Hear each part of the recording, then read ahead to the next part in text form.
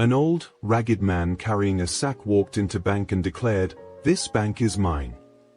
The crowd laughed, and security advanced to escort him out, but when he opened the sack, everyone was shocked. Before we continue, please like this video and subscribe. It means the world to us. The afternoon sun cast long shadows over the quiet streets of Rockview, a small town in the estate with quiet streets, where nothing ever seemed to happen until that day. The doors of Chase Bank swung open with a creak, and in walked an old man, his face half hidden beneath the brim of a worn cap, his bent body carrying a heavy sack made of rough cloth over one shoulder. The fabric was stained by time and use. The few customers in the lobby barely looked up, while the bank workers behind the shiny counters shared small, knowing smiles. He looked like a man who might wander in asking for a few coins instead of making a deposit, but when he reached the center of the room, he lifted his head, revealing eyes that shone with a look that was hard to read, like strong hope or perhaps something else. "I am the owner of this bank," he said in a calm voice, even though he looked very weak. Silence filled the air for a moment before a small chuckle broke out, then another, while a security guard smirked. One of the clerks tried to hide her laugh, and even the branch manager, a man in a neat gray suit, shook his head with amusement. But their laughter would not last. Soon they would see that this was no joke. The laughter spread through the bank like ripples in a pond, as a young teller, no older than 25, leaned over to her friend and whispered something while trying not to grin too wide. The security guard, a big man with a badge that said Stephen, folded his arms and stepped forward. "Sir," Stephen said in a firm, heavy voice, "I think you are confused. Maybe you should sit down while we call someone to help you." The old man did not move. Instead, he shifted the sack on his shoulder and let it drop onto the marble floor with a heavy thud, a sound that made everyone stop laughing for a moment. "I am not confused," he said, his voice calm but strong. "This bank belongs to me." The branch manager, a middle-aged man named Amason Temb, sighed and stepped forward. He was used to dealing with upset customers, but this was something new. "Sir, with all due respect, I do not think that is possible," Temb said, giving a kind, patient smile, like one you might give a lost old man. "Do you have an account here?" The old man tilted his head slightly, his wrinkled face was hard to read.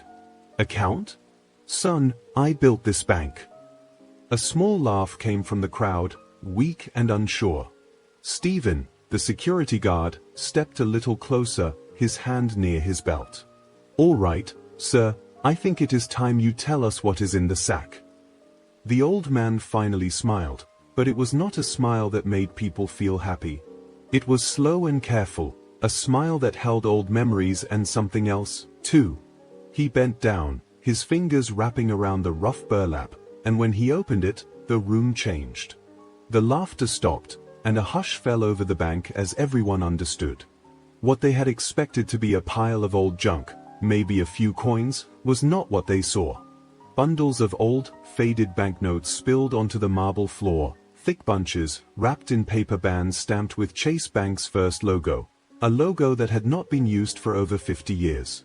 A dusty ledger came next, its leather cover cracked with age, the pages yellow but still whole. The bank manager, Temb, blinked as he looked at the notes. His mouth opened slightly, and his happy face faded. What is this?" he said, stepping forward. The old man gave a slow nod, as if he had been waiting for that very question. "Proof," he said simply, "proof that I built this bank, that I owned it before your father was even born."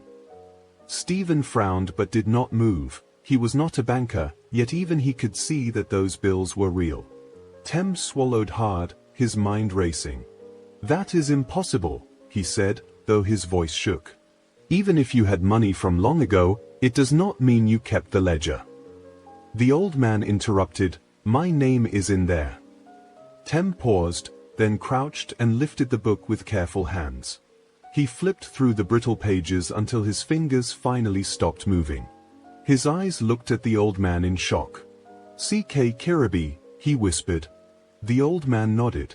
"That is me." A woman near the counter gasped, and a man near the door muttered something quietly.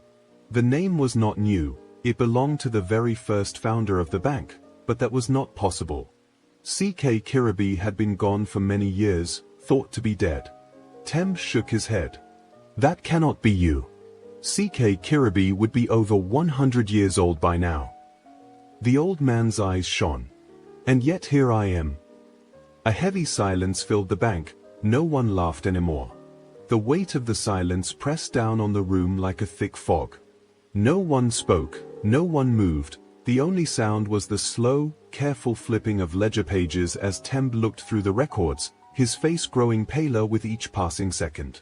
This ledger is over 60 years old, he started, his voice barely above a whisper. This ledger is by the old man C.K. Kirby, or so he claims. He let out a small chuckle, though it carried no fun. Older than that, son, he said, adjusting his stance. I started this bank in 1948 with my own 2 hands, and I ran it until the day they took it from me. Temb's head snapped up. Took it, Kirby nodded, his fingers tightening around the edge of the sack. They stole it, betrayed me, erased me.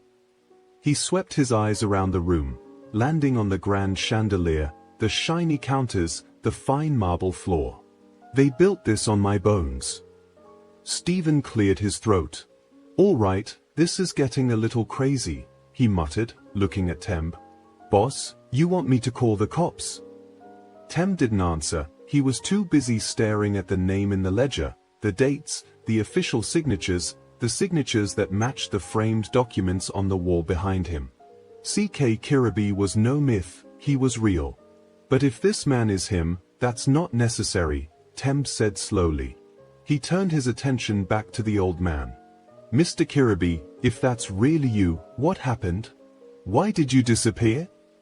The old man exhaled sharply, his lips pressed together as if holding back anger.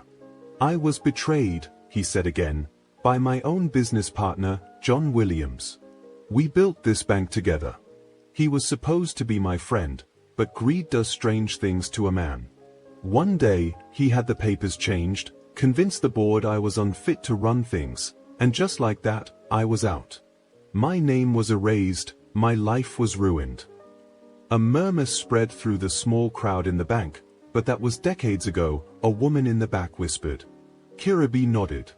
I fought to get it back for years. I fought, but doors kept closing and people kept looking the other way.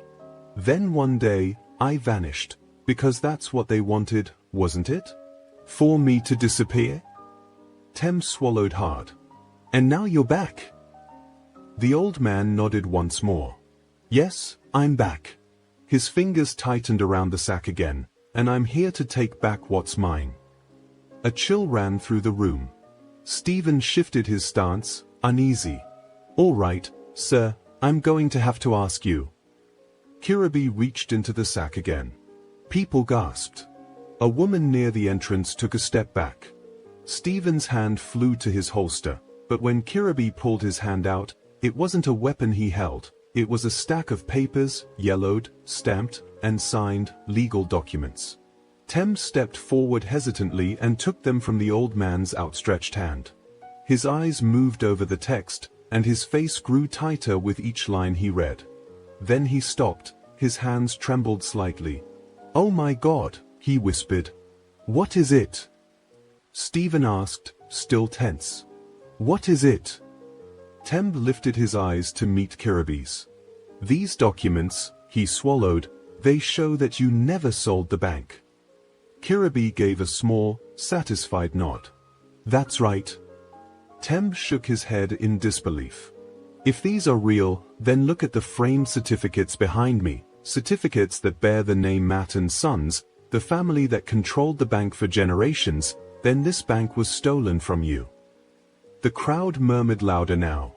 Kirby took a deep breath. I spent my whole life fighting to prove it, and now here I am. Temb straightened up, his mind racing.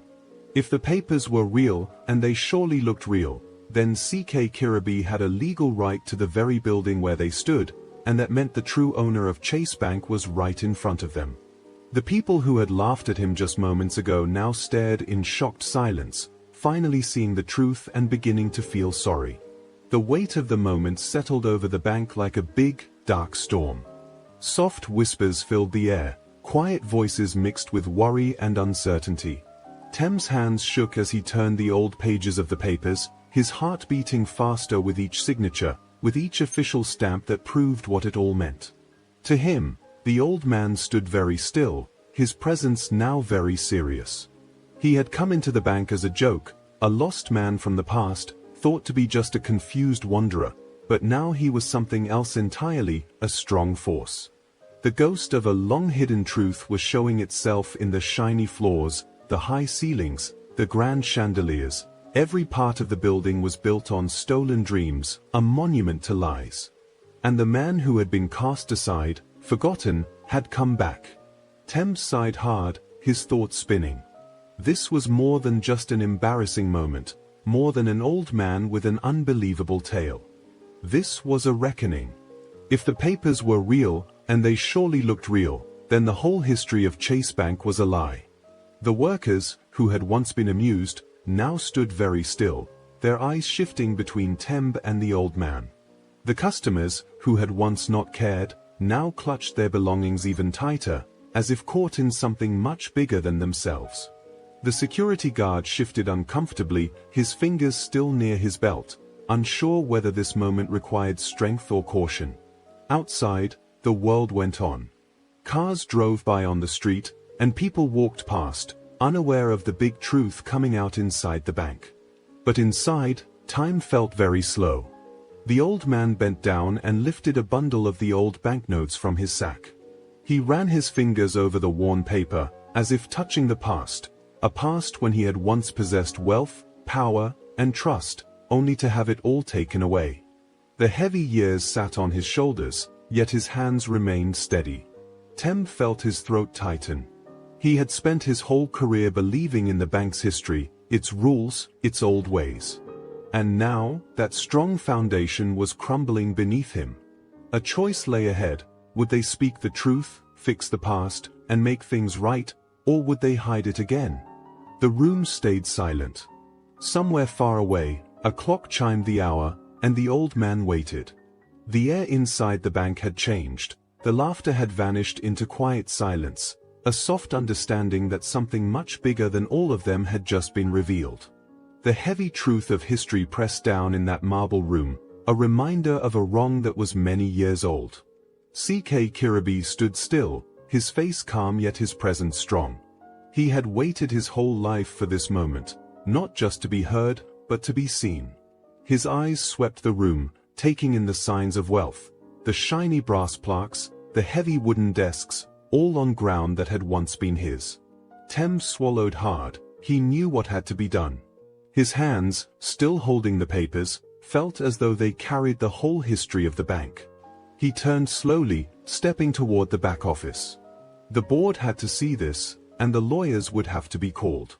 But as he reached the door, he paused for a moment. He already knew how this would go. The bank's owners, the Matt family, would not agree.